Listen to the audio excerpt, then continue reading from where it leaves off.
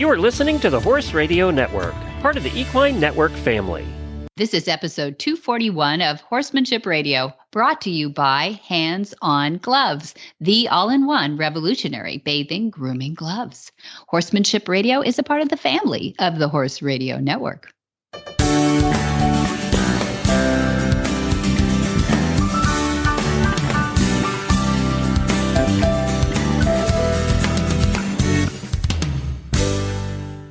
This is Debbie Laux, and you're listening to Horsemanship Radio. Thanks for joining us. Horsemanship Radio airs on the 1st and the 15th of the month, and I have my producer with me, Jen, today. How are you? Hello. Debbie. I'm glad to have you because you haven't heard these yet. I recorded these. I can't wait to share the interviews with you. Being an independent Is that what we call us? Podcast lady. We're indie closet, people, closet podcasters and stuff. But but I couldn't pass up the chance to. Will Friday, one of our guests, is a body worker, and he's super popular in Southern California. He travels doing clinics in mostly the Masterson Method, but he is also a nutritionist. He's got all these. I'll talk about his degrees in the bio. But he is a very learned man and very sought after. So it's really fun.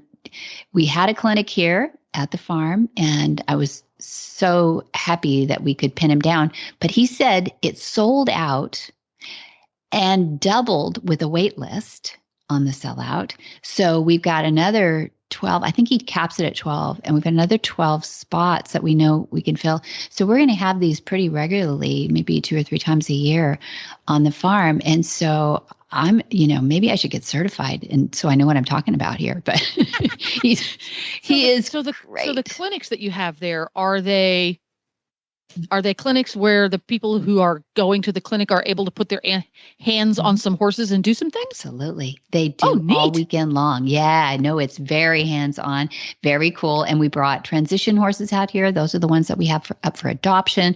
We brought, we had some Mustangs, we had some quarter horses, plus we had our, one day was like that mix. And then the next day was our Iberians and Illusions, a few more, hunter jumper. We had everything mixed in there because that's 12 people. So everybody gets a horse, and it was fun. And then he had 2 assistants as well that are really good too. We just had the best and the brightest, and they would go around, rotate around, demonstrate, then correct, get back in there. But no, these people were exhausted after 3 days. We fed them well and everything, but they were very hands-on. It's really fun to see those horses. You could also tell the horses that had never really had a lot of body work, like, what are they doing? What's all these people standing around staring at me and mushing on my body and all these things? And then the ones that had this their whole lives, like we have these career Andalusians, that have been in dressage for, 15 years and stuff. They're like, oh, good. Come on over here. Right. Yep. This spot right there. I know what you're doing, and that's what I like. Yep. That's it. And they're just licking and chewing when they see you coming. It's really cute. And cool. And we have a really great setup. We have these matting stall mats, the kind that the crumbled rubber with the matting over the top, that's the equivalent of 6 inches of padding. And so they just climb in there and, settle in. The hooves just kind of sink into these things, and they're just happy campers. And it's a great, it's a working place that we have for each episode, as they get into different concepts. And there's a lot of very light touch to it, though, and it's really easy to learn. Probably not easy to master, but really easy to learn. So it's a great layman's, do it on your own horses kind of thing. If you take a clinic, I don't know what it'd be like to pull it out of a book because I have too many questions. Yes. Because it's so tactile. It's very, very tactile. So when you take the clinic, you have someone there who you perform the method, and they can watch you as well as the horse's reaction and know whether or not you're about where you need to be as far as where your hands are and what your hands are doing. And it is a very interesting method to use. I'm a little bit familiar with the Masterson method, and it does use a lot of very, very light touch. It makes me, it's from my point of view, complete amateur, raising my hand right now. it's reminiscent of Reiki to me. And I haven't done enough of that to know, but I believe because you're not always doing a lot of deep tissue manipulation. Some of the things that you're doing are just so they even use the egg yolk touch. I love ever so that. Slight, the egg yolk touch. I love that one. So if you ever have the opportunity to go out to Flag Is Up Farm, for example, to learn about some of this stuff, it is fascinating to use on your horse. If nothing else, even if you don't say to yourself, oh, my horse has this issue, that issue, or the other issue, it does give you really interesting insight into your horse's physical being and what he's feeling, not feeling. And even if you don't think that you have outward problems or lamenesses, I think it does give you insight into your horse. Yeah, I think any athlete could understand it too, because your horse is an athlete, and any athlete who knows that they get regular body work done, it just keeps you tuned too, and you can really feel imbalances in the muscling, and just there's so many good concepts. And I'm not going to teach; I'm going to let Will teach today. But I want him to explain a little bit about how he evolved through that too, because both our guests, Mimi and Will, are in the horse's health industry. So I coupled these together for you listeners who are interested in keeping your horses as healthy as possible and all the way through the highest performance levels too. Absolutely. And we will get right to our first guest after we hear from our title sponsor, HandsOnGloves. Jay Michelson grew up bathing and grooming horses and dogs. Raised in Texas, he always wondered why his family couldn't find a better way than the old hard-to-hold curry combs or bathing mitts that never fit and the shedding blades that literally rip the animal's hair right out. Well, fast forward 20 years, and Jay had an idea. Frustrated by the old products still not improving after 20 years, he spent more than 4 years and several $100,000 developing hands-on gloves, quickly realizing that the reason a quality, comparable grooming product had never been developed, they were really difficult to make right. But he did it. Hands-On reaches far beyond the traditional curry combs, mitts, and shedders out there on the market. Wet or dry, the delicate gloves won't slip or fall off, providing both the groomer and the animal with more thorough and enjoyable grooming and bathing experiences. Constructed from durable, hypoallergenic, surgical-grade material, these lightweight gloves come in 5 sizes with extremely soft nodules on the fingers and palms. Trust me, Hands-On gloves are the best of all the ways out there to groom your horses, dogs, and cats. Put them on your gift list, too. Find all the sizes and all the colors at HandsOnGloves.com. Will Friday is the CEO, Chief Equine Officer at Performance Equine Bodywork. His studies include legacy equine nutrition, so he's a nutritionist, Masterson Method Equine Bodywork, and integrated equine performance bodywork. Will studied the equestrian science classes at Pierce College, and he studied philosophy and wilderness recreational management at university. It's very interesting, his life. Well, welcome, Will Friday. I am so glad to have you not only on our place, but on our podcast too. We've not had you on, and I am remiss, but we have been smart enough to have you at the movement last year, and that was a lot of fun. I know Dad super appreciated the work that you did, was fascinated by it. He's science geeky that way, though, too, you know. So I'm glad to have you here. I hope you were having a good time over the weekend because you just did a clinic here. We did, and it is great to be here. And as I mentioned at the movement, to me, Flag Is Up and your dad's work is a little bit of where it all began for me. When I got back into horses after my previous career, I was in the Pierce College Equine Science program, and Ron Wexler brought his class up here for a field trip, and we were standing right there at that round pen, and that's really where it all started for me about 15 years ago again. Amazing. And so Flag Is Up feels like home to me. That's nice. That's nice. So we love having you home here too. We loved Ron and the Pierce program, and I hope that there are more programs that blossom under. It usually takes that special person though to make a program blossom. So we just wait for that special person to appear. That's right. And then I think they'll find the facility they need. But so talk a little bit about. A lot of us work really hard so that we can feed our horses, right? And we're always trying to find that job. But you were actually in recreation. Tell me a little bit about where you came from before you got into the horses. My previous career was in outdoor education and adventure travel. So I was a whitewater rafting guide and ski tour, backcountry ski touring and rock climbing and all those adventure sports. And I worked for private school in Los Angeles for 15 years directing their program. And I really became I did a lot of work in risk management and safety for outdoor programs. And when I decided to leave there, I was, finding my way, and my daughter was riding at a lovely little barn in Malibu, and the trainer knew I was in transition, and she said, "Have you ever thought about this?" Which was Equine Bodywork. And I was like, never. Yeah. And she gave me the number of someone, and I went off and got my initial training with her name was Sue Davis, and she was based in Arizona. And she had created her own system. And gosh, that was 15 years or so ago. And I did her program, which was very interesting. It was very Reiki and energetic kind of work, and then very deep tissue work. And honestly, I kind of struggled with the deep tissue work because it was a lot of pressure on the horse, and it was a lot of pressure on me too.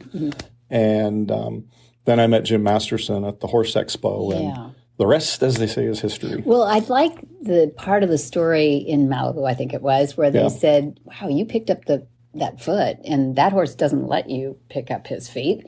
So there was a little physiology going in there, I think. I think, well, what I've learned in working with horses over the years is it's your energy and your intention that matter. And I think if they had told me before that Prince kicked out when you tried to pick his hind feet, obviously I wouldn't have tried it. But I didn't have that limitation on me. And I was just grooming him and all that. And I was like, oh, well, the next thing we do is pick his feet. And it happened. And I'm not claiming I have some special power or anything like that, but it really started me off with having that energy and intention that is relaxed and calm. And to be fair, I think it was probably my just beginner's mind that wasn't thinking about the fact that this horse might kick out. I was just doing the grooming and doing the hoof picking, and maybe not having that impediment in mind is what helped me. I think so. I think a lot of people would agree with you that they need to calm down before they get around their horse. You talked a little bit over the weekend during the Masterson Clinic that you put on here. A packed house, by the way, 12, which you limited to 12. And then we had 12 on the waiting list, which was pretty darn exciting for the horse, in my opinion. But you talked a little bit about how people, have preconceived. And some people don't have preconceived. But physiology is strong in your profession as a practitioner, correct? Yes. Yeah, it's an interesting mix of, understanding the anatomy and the behavior and the biomechanics and the movement of the horse. And it's a never ending study. When I completed the whole certification process with Jim Masterson and he handed me my certificate, my diploma, basically, he said, now the real learning begins. And he couldn't have been more correct. It's with every horse you encounter in this kind of work, you learn something from them. Is that right? Yeah. Yeah, that's nice. Yeah. And you've had a few years at this now, too. How many years now have you been certified? You're making me do the math. It's about 9 years that I've been certified now. That's a long time. Yeah. That's a long time. But I like that it's very, it isn't as demanding on your body as some practitioners may, have to do with, I don't know, what would you say, like the rolfing or something that's a little bit heavy? Well, Jim Masterson created the whole system with the foundation principle of it is less is more, and we're going to understand and respect the horse's natural response to pressure, and that if we put too much pressure on them, their natural response is to leave. Right. Sometimes quickly. They're flight animals. Yeah. And to understand the fight or flight nature. So Jim wanted to create a system where we could help release tension and soreness in the horse's body without pressure that gets them rising up into that tensing up, because that's just not relaxing. And what's been very interesting is over the years that I've known Jim, all the techniques have gotten lighter and lighter and lighter and lighter, so much so that he's got another wing of the Masterson Method, another course offered called Light to the Core. Mm-hmm. And that is all very gentle touch, very light work, acupressure, craniosacral myofascial techniques. But Jim doesn't call it acupressure, craniosacral myofascial. What's he call it? Well, one time he calls it the Masterson Method, or he comes up with his own name for it. Yeah. So when I was training with Jim, he's showing us a technique that he calls accordions. And you move your hands in and out like you might be playing an accordion. And I said, well, isn't that a myofascial release? He says, yeah, it is, but I live in Iowa. And he says, and you live in Topanga. Yeah. Topanga, California is a little bit of a hippie town. And Jim actually lived there. Los Angeles. Yeah. So, yeah. Jim lived there when he was younger. And so he teases me, go back to the hills, flower child, and stuff like that. But he said, he explained the whole nomenclature of the Masterson Method in that we can walk into any barn no matter what discipline they are, and talk about the Masterson Method without making people feel curious or uncomfortable with a term like craniosacral or myofascial or any of the other modalities that are blended in here together. Mm-hmm. So it's a very accessible system that he created. And a lot of times people think that it's maybe too accessible or too easy to do. And that's the beauty of it. It is very easy to do. It's a lot easier on me and my body than some of the work that I did previously. Mm-hmm. And you always have Jim often says, if you're at a decision-making junction and you're considering, should I use more pressure or less pressure? It's always less. It's really always less pressure, and the horses respond to it amazingly. So one thing that I guess there's probably quite a few things that we have junctions between us and Monty's work, Dad's work. But one of the things about raising adrenaline, I don't think you do much at all to raise adrenaline. In fact, that's probably counterintuitive in the work you do. Is that right? Oh, yeah. To relaxing, yes. That would be counter to that. And there's actually a number of the techniques that we start off with early on that help the horse release the endorphins, which are those happy hormones that make everything feel all right. Yeah. So that's kind of one of our little secrets in this work, is that people will say, well, this horse does this, that, and the other thing. And then when you get those endorphins starting to work, it's a different horse. And some of that comes from, the rider's personal relationship with the horse is sometimes, like you mentioned earlier, they have an agenda and they have this energy around, we're going to get this done and I'm only here for an hour. And meanwhile, the horse has said, well, I've been really enjoying the last 23 hours of my life, and now you're here to kind of tell me what to do. And the horses are saints, and they do it for us. And but that idea of bringing it down and then raising it up, the adrenaline or the intensity, is all part of helping them release tension, relax. You start to see those signs of release, like the softening of the eye and the blinking, and then maybe some changes in breathing, licking and chewing, sighing, snorting, sneezing, shaking their head, all those signs of release. It's the beauty of the Masterson Method is you get direct feedback. How do you know it's working? The horse just told you. But you are such a good guide of that too. It reminds me of Monty in the Brown Pen when he'll say, watch where the horse's ear goes, is where the eye goes, so you give us a roadmap. And I think that's what made horsemanship accessible. And this is what I think is making what your work does accessible to people too. But it takes a lifetime of this stuff. We all know it. I heard some of the expressions in your clinic, like wait for the wait. Wait for the wait. Wait for the wait, which was wonderful because you see that horse starting to relax into your body and give him your, the foot, the leg, the whole hind quarter, whatever. Right. Yeah. And you're still standing, which is great. And I agree so much with you about why Monty's work and Jim's work come together so nicely, is that I think one of the qualities that Monty and Jim share is they really started out as students of animal behavior and horse behavior in particular, and they noticed, okay, that ear tipped back a little bit. Is he upset with me? Is the horse upset with me? Or are they just listening? They shifted their body like this. And observing that, and for Jim's situation, he observed those signs of release, and he said, what happened a minute ago to cause that? Let's go back and do that. And I know from watching Monty work, he's always paying attention to the body language of the horse. that's how they communicate. So I think that's one of the qualities that Monty and Jim really share is they understand the nature of the horse. Mm-hmm. And what Jim has done over the years is partner with other practitioners. That's where we met. Yeah, at they call it the Mark and Jim show, and it was Mark Rashid, who's a author and clinician and jack of all trades. Yeah, this guy is unstoppable and a great horseman. And they did these clinics together to try and understand the horse and rider dynamic and the bodywork, how the bodywork influences that.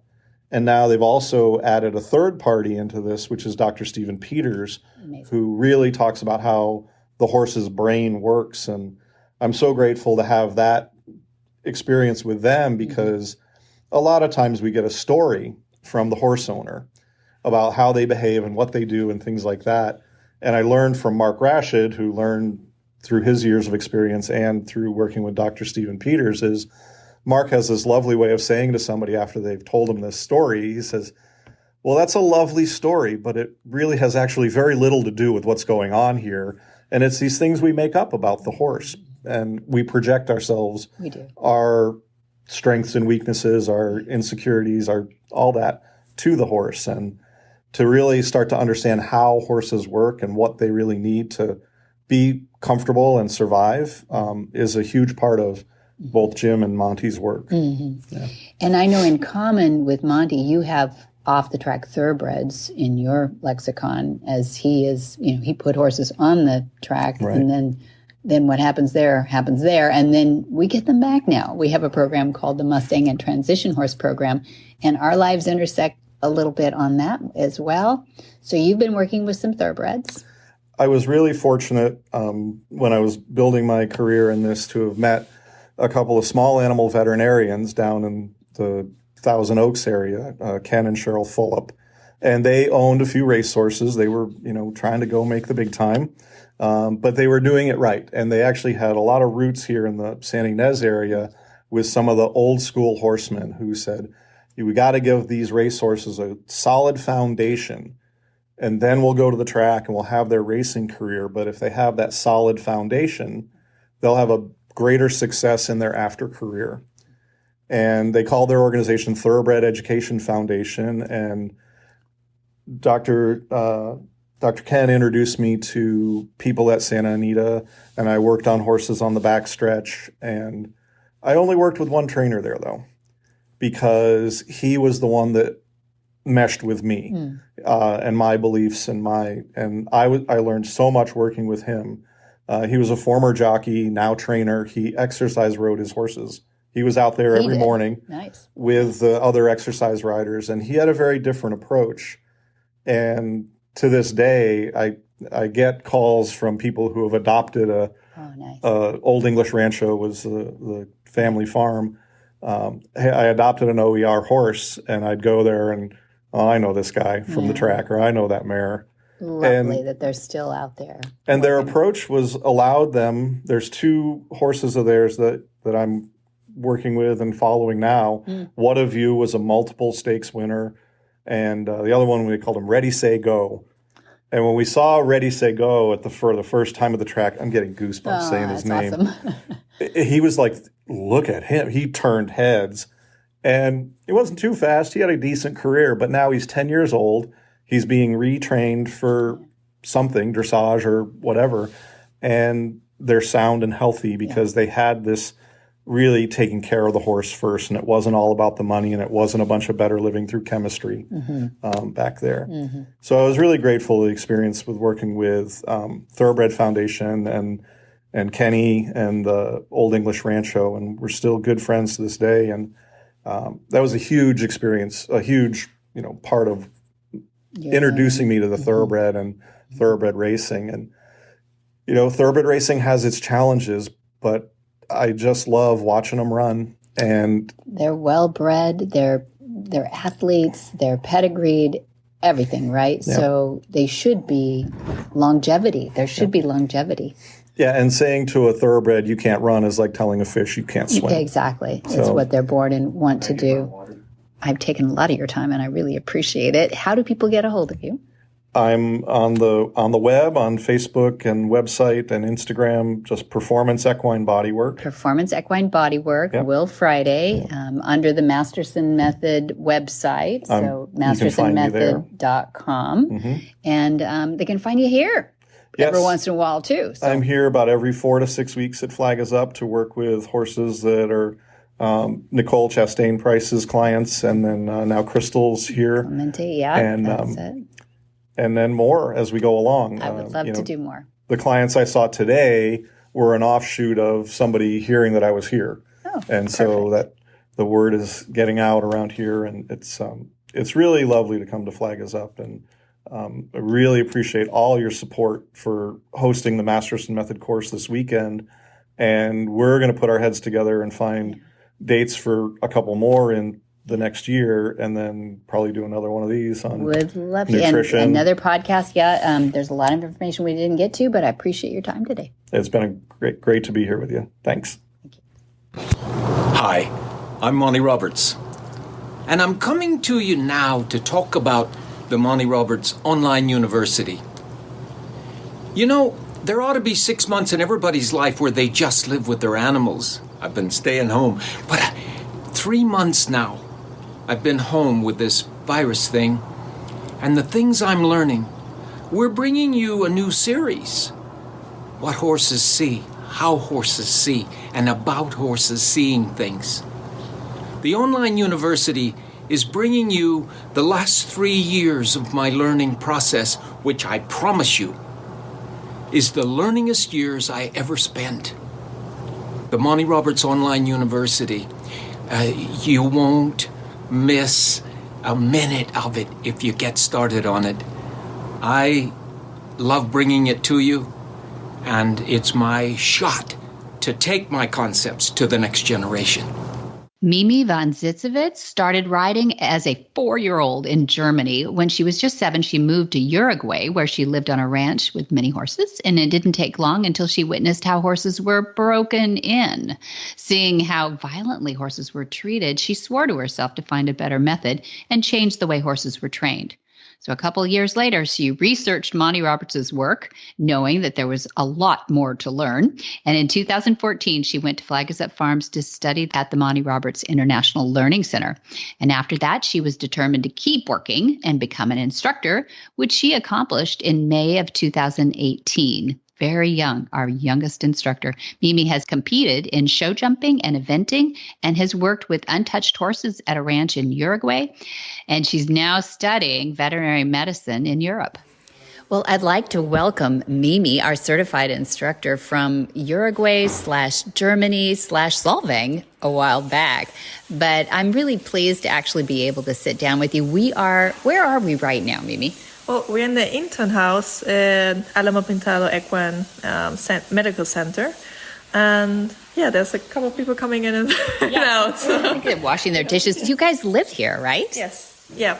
We stay here, and as an extern, I stay here. I'm 24 hours on call for the 4 weeks I am here. So yeah, we don't leave much. No, but we got to see each other at Flag Is Up Farms, had a little bit of a reunion. My mom, my dad were there, and got to see an art show that we happened to have going. And I was really glad to see you coming down the driveway again. But you've done a lot since you've graduated and got a certification in the Monty Roberts methods and concepts. And you're a full functioning teacher now, but you're pretty focused on vet school, as I recall. Yes, that's right. I'm just in my last year of vet school. Gonna be a vet next year in June. And after that, probably going to go into the direction of surgery and also a bit of horse training and vet. So, kind of a more gentle way as a vet too. Mm-hmm. Yeah, we'll talk about that a little bit. But first, just to give a little context of your background and where you come from, how did you find Monty Roberts?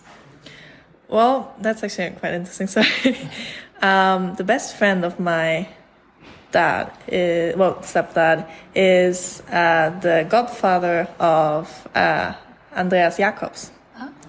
So I saw how they were breaking in horses in Uruguay, and I thought that was terrible. I locked myself in a room and wouldn't come out. I was crying all the time because I thought like the horses I loved were treated that badly. This was in Uruguay, not in Germany. Yeah, this is Uruguay. And then he told, the best friend of my stepdad told my parents that about Monty Roberts and that I should start kind of following up on that. So my dad actually then gave me for Christmas one of Monty's books. And that's how it started. I started reading that, doing drawing ups, and just trying out whatever I read. And then I also got all the other books and the online university. And when I was 12, I started studying my own ungentled horse, which was difficult. And it took me about 2 years to get on. 2 years. So you're now 14. Yes. And wondering what this Monty Roberts does that's different, huh? But you're not a tiny little girl, so we don't want to, frighten people to think that you probably weren't 50 pounds at 12 or anything. I was the same height as now. What? Yeah. And you're tall. How tall are you? 1.73 meters. Yeah, she's tall. So it didn't look like a little girl working with horses. Good. But it worked? I mean, what happened after 2 years? Well, after 2 years, I got on and, I had a little injury around there. And then, actually my parents asked me just actually as a joke, what I wanted to do for my 15th birthday. And, then I said, I want to go take a course with Monty Roberts and Flaggers Up Farms. And they thought about it a little while and they were like, yeah, let's do it. So it was either going to be a party or go to school. Good for you. Yeah. Yeah. And, then I started with the first course. My mom knew that I was gonna, my mom, on the first course, oh, you're definitely gonna continue with the advanced course. Oh no, I don't know if I'm gonna do that, if I'm gonna be good enough. And then, I started training a lot at home. So I would do every summer, just all summer, I was in the round pen, as long as I could with the sun and everything. Yeah. But, then when I was 16, I did the into exams and the advanced course. And then 18, I did the advanced exams and did my internship. And that was 2019, but you were only 18, right? It was 2018. 18. At 18, in 2018, you became a certified instructor. Yeah. I believe you said that was the youngest instructor on record. Yes. Yes. Yes. Good. Not the shortest. Not the shortest. No, we were really proud of you and I know, and your parents too, for making the sacrifice because we don't just allow, teenagers as a rule to come and take all the courses because they're not usually serious enough, frankly, and we didn't need a chaperone. So there was a sacrifice on a lot of parts too. And then how did you decide that veterinary medicine was the way to go? Well, actually, that was my childhood dream always. When I was 7, I was like, oh, I'm going to vet school kind of thing. And, but then also while working, with these horses on the farm, we were very far out and we had the nearest vet was about 2 to 3 hours away. So most of the time they didn't make it out to us and would just over the phone tell me what to do. And sometimes even that didn't work. We didn't have the best reception out there. And, so I was left there with all these horses that would get injured and stuff. So, just the frustration of that, showed me how much I liked that part of the work with horses. And also I always need my brain to keep busy. So whenever I'm working with horses, I kind of just to keep calm myself and not to think too much, I have to shut that down. And that drives me crazy over the long time. It really, I start thinking about physics and stuff like that, just not good for me. Yeah. So I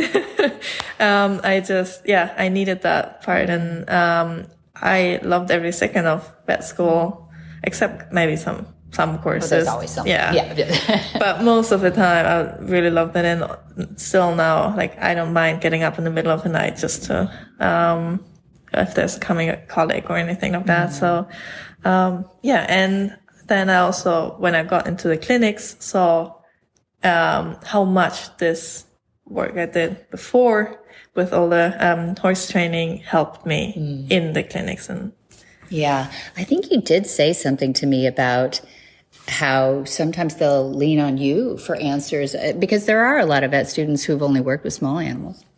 Yes, with the vets that know me, they already know that I have a bit different approach, and that they, with a lot of horses, it works very, very well. And that, whenever they don't know what to do, they might ask me if I have an idea what to do. And yeah, like one of my favorite examples was, a mare that we put a muzzle on because she was going to surgery, but she, was so frightened of it. She was, shaking her head and just standing in the corner of the box. And whenever you would come to her, she would turn around and try to kick you. So they were trying to get her like for 10, 15 minutes, and someone said, "Oh, we need a whip." So I walked away, and I asked the one vet that was still there, like, could I try something? It's like, if you don't get hurt, go ahead. Yeah. So I just took a step towards this mare, and then the moment she looked at me, I took a step back. I did that twice, and then I could just touch her, give her a rub in the head, and take off the muzzle. They weren't even fast enough to get the whip. You did it before they came back. Yes. Nice. And then when they came back, I had the horse in my hand. She was really calm and nice. And then they like, oh, that Mimi, Mimi is a guru. So that's a bit of advance and retreat, or pressure off, right? And how often do you incorporate things like that in your veterinary practice, or working with horses in general? Every day. That's That's the go-to, like what I really use every single day. Because, and the same is just, a lot of horses, if they had an injury for a long time, they know if you're going for that place, what you're going to do. And it's going to hurt. So if you then just take your time and go into the direction, go away again, and kind of do that, they calm down a lot more. And even the sedation, if you're sedating them, will work a lot better. And you don't create, because sometimes when a horse is sedated, you will, they get frightened, they might have a bigger reaction. That's something always you have to think about. It doesn't happen often, but it can happen. So if you sedate the horse and then goes directly to that place, they could just explode, even though you would think they're nicely sedated. So yeah, that's something. The advance and retreat is something I will use. I have it so incorporated into my whole, self that I cannot do without it, pretty much. Yeah, it's a flight animal, which is in their zone, really, to watch for that pressure. They do that in the herd. They do it amongst themselves. I think probably, we do talk about it almost every day too. Today we were talking about what's a reward for a horse over at the school. And a lot of people think, we're not supposed to feed from the hand, so it must be put the treat in the bucket. No, that's not the reward for the horse. The reward is basically pressure off, right? Yeah, and rest. Like, that's the natural reward for them. And you can see it so much when you ride and just get off. And the next day, they know everything you did the day before. And you just know that's like the perfect reward for them. Yeah. Exactly. Yeah. Cessation of work, I think we call it officially at the school, which actually puts sort of a line in the sand too, where they know that they've done the correct thing if you're trying to end on a positive note. Yeah. How does it look to end on a positive note when you're having to treat a horse that's in pain? Yeah, that's always difficult. Mostly because also at the end of it might hurt more. So it's difficult, but I always try to, when I'm done, and I'm, as a vet student, you're always a lot of times holding the horse. So what I do, even though sometimes we have to put on a twitch because whatever we are doing hurts so much that even with it, if we would sedate them that much, they might fall over and it could be dangerous for everyone around. And that kind of takes the attention away from what we are doing just to keep everyone safe. And then when they take it off, I always try to give them a head rub and really be kind to that horse and see that everything around it is nice, even though we are doing stuff that is not nice for them. And I think that works quite well. And even like the worst part, I think, is pretty much putting eye medications in. That one they do not like at all. And that's one of the only moments I would use treats to keep the head down, because you have no other way to keep the head down. You need attention down here to kind of put some poke there. Right. Not poke there, but, But it brings up a good point, though, because we do talk about the farrier a lot, but the vet also is another professional that we need to prepare our horses for. And I know that every horse you encounter, especially in an emergency situation, probably is not trained perfectly, but whose horses are trained perfectly. But we prepare for the farrier a lot so that our farrier isn't the trainer. So we should also train, I suppose, and prepare for the vet if we can too. Is there anything as a potential soon vet that you would like us to see? Like, is lowering the head something, how you can teach a horse to lower its head? There's various ways that people have done that, kindly. But are there can you think of anything? Well, I guess moving the haunches. What else? Well, yeah, that they are good about their feet, just picking them up and being able to actually move them around, because sometimes we have to put them on blocks, which can be a very, that can take a couple of minutes and, not more. Yeah. I've seen it until 20 minutes just putting them on blocks. Yeah. So just for them to stand somewhere else and stand still. That's kind of the most important thing. As long as the horse is able to stand still, you can do so much. And then just to be able to touch them everywhere. And some horses are afraid of needles. So, this one is not such a nice training, as you would say, but, just coming up with a syringe to them and then maybe pinching a little bit on the neck helps a lot, because then they're like, oh, I'm not going to die from it. It's uncomfortable, but it's not going to be very bad. So that kind of stuff. And then also oral medication. Just put in a syringe, or you could start with a carrot and just put it in the way you would put in a syringe. And then, you would maybe then use, because some of them are really bad, and then you could use, cooking, how do you call it? To stir in the cooking. Wooden spoon. Wooden spoon, yeah. Yes, so yes. wooden spoon, and you would, put that in with a bit of honey and just kind of put in and then you could come with a syringe. Yes. And do that. And maybe put some applesauce in it and just give it to them, because that is nice. Yes. And then they are a lot nicer when they come to the clinic and you have to give them something, because That's excellent. I have been in the middle of the night, against the wall, but just thrown against the wall pretty much by a horse, because some of them are quite strong in the head and that's not fun for anyone. And mostly because those medications you always give them a lot of times, it's middle of the night. And most people don't have the patience at that hour to be squashed against the wall by a horse and be nice to them. I know, keeping your temper and everything too. I guess it's empathy, though. We do, if we can empathize with those horses. But I also empathize with the veterinarians. And so you owners at home listening, listen to Mimi and do prepare your horses for anything. They should be anyway, for emergencies, for loading, I suppose, anything like that. If we have to suddenly get them to the clinic, then, it's not fair if that horse hasn't been loaded or off the farm for 7 years or something, right? Yeah. Are they using, the dually halter? Do they let you use the dually halter out here? We have not used it because it's also the owners would have to consent to it, because it is a training method. It is a training tool, yeah. And we are not trainer. But then, I have suggested to people for loading, because there's a big problem in Vienna. I haven't seen it here that much, but in Vienna we have a lot of problems with loading.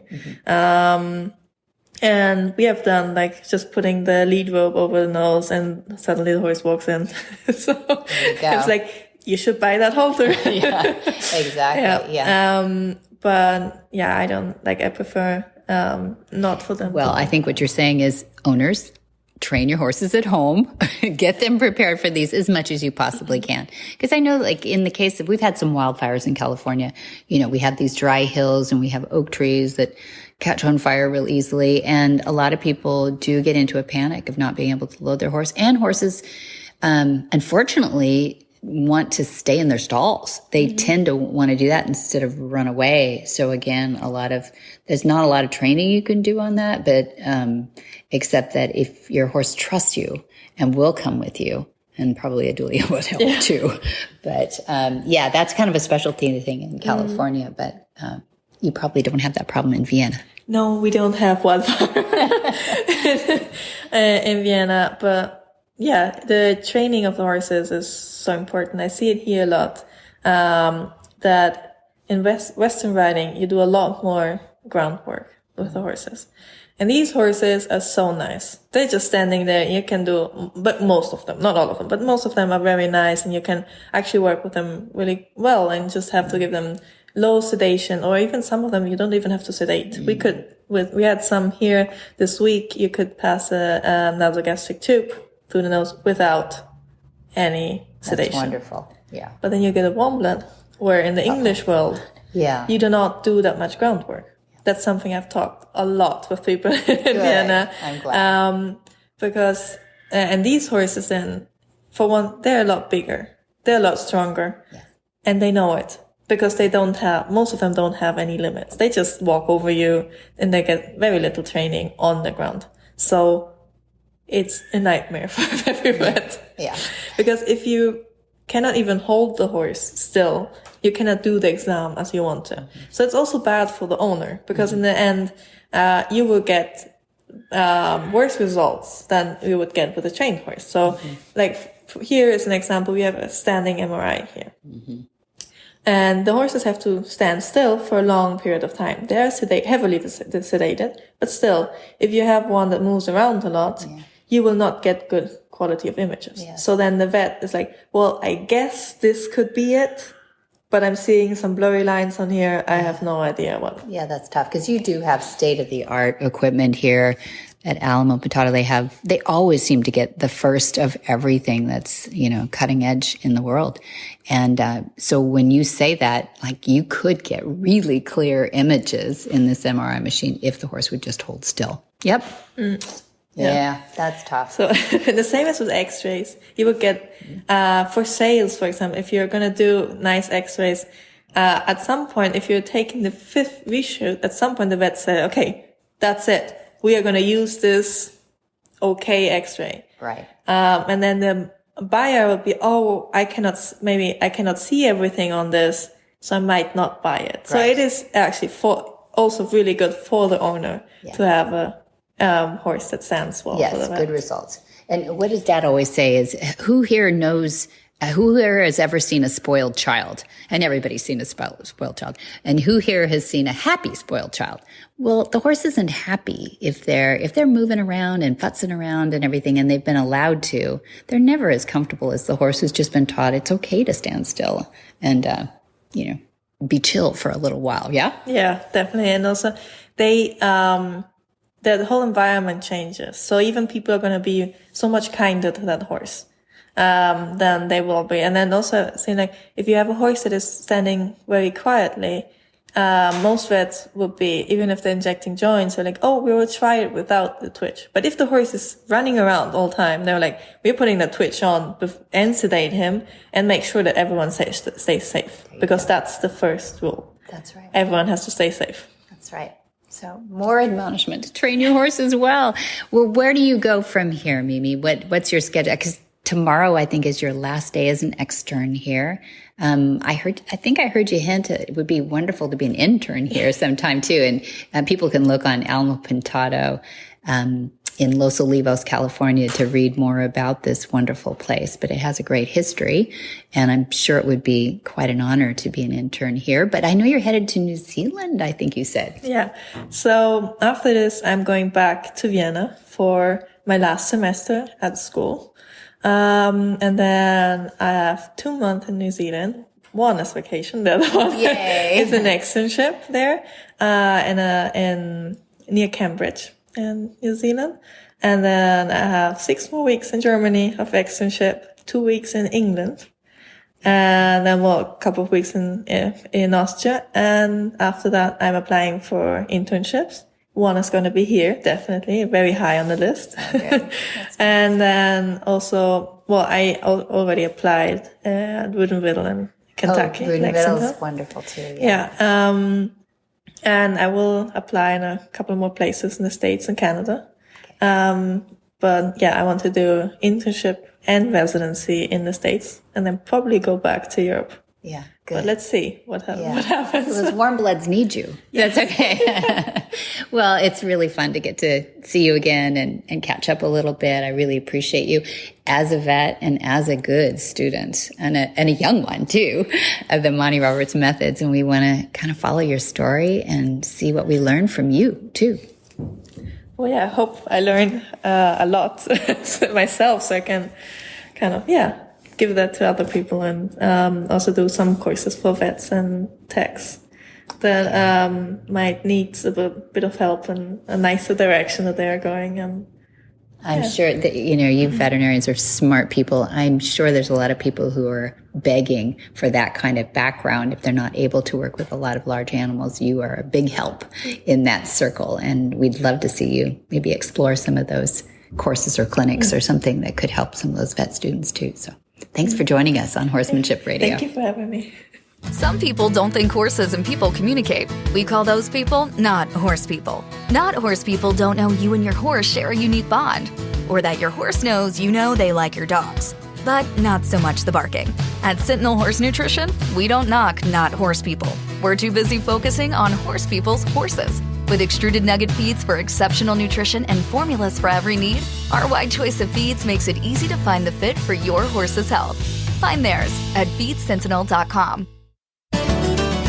Whisper the language of the herd. Listen, you don't have to say a word. It's time for Jamie Jennings to fetch an email from Monty Roberts' inbox and share a morsel of Monty's wisdom in a little segment we like to call Ask Monty. Leave this world a better place and learn the magic in the language of the herd. Dear Monty, are horse bits absolutely necessary? Is it not possible to use a dually halter to ride with? Monty's answer: it is absolutely appropriate to ride in a dually halter. Once you've tried it, you will see many reasons why it's an effective piece of equipment with which to ride, lead, and train your horse. In the world of horsemanship, there is a piece of equipment called a side pull. Many horsemen recommend it. The dually is simply a modified side pull. The 2 training rings provide a natural attachment for each of the reins, and while you use both reins for riding or long lining, I recommend the use of one rein while schooling from the ground. The dually halter comes with its own DVD to assist you in the process of learning how to use it. For more of these insights into good horsemanship, go to MontyRoberts.com and click on the words Ask Monty at the bottom of the page. Where in the world is Monty Roberts? Monty is looking forward to meeting some new friends, 2-legged and 4-legged, in October. Here we are, right on the precipice of October 16 to 28 Introductory Course of Horsemanship. Broken into modules, it's 16 through 18. Module 1, First Steps to Monty's Methods. 19 through 21 is Module 2, and that's the join-ups. And then 23 through 25 is the Module 3, and that's long lining. And then the preparation for the exams, October 26 through 28, is the introductory course, Module 4, preparation for the intro exams. Then in November, now we're getting toward the end of the year, Jen, and it's November 3 through 5, we have our Horse and Healing. That's 3 days. 23F is the call for that one. November 11th, we have a Mountain Trail Play Day. And November 13th through 21 are advanced exams. And November 27th through December 15th is our advanced course. And then December we're quiet. We only have on the 9th our Mountain Trail Play Day. We'll have to do something fun for that one, dress up or something. And then January 8th through 12th, we have our Gentling Wild Horse Course. That's 5 days. And then January 20, we have a Mountain Trail Play Day, our open house. And then January 27, we have a Horsemanship 101, long-term planners, February 5 through 9, Monty's special training all week. He gets to play with lots of you problem horses out there, and you know who you are. And you can find out all of that and more at montyroberts.com. It's your one-stop shop for everything, the language of Equus, the university, the podcast, everything that's going on at the farm, montyroberts.com. You can also call the farm. It is 805-688-6288. And by the way, if you go to montyroberts.com, you're going to find the phone number there too. Yeah. So clever. And for details about today's show, you can go to, as I said, montyroberts.com. The podcast is there. Or you can go to horsemanshipradio.com, and there will be photos and links about today's guests and topics. We love your feedback. And a great way to give us feedback is to hop on over to social media, things like Facebook. Yeah. You type into the search bar Monty Roberts, look for the one with the little blue check mark, follow and like it. On Twitter, the handle is Monty_Roberts. And on Instagram, it is the same, Monty_Roberts. With prettier pictures. That's right. Many thanks to our sponsors, Hands On Gloves, Monty Roberts University, and Kent Feeds. Be sure to visit all the other great shows on the Horse Radio Network at www.horseradionetwork.com. Until next time, have many happy horse hours.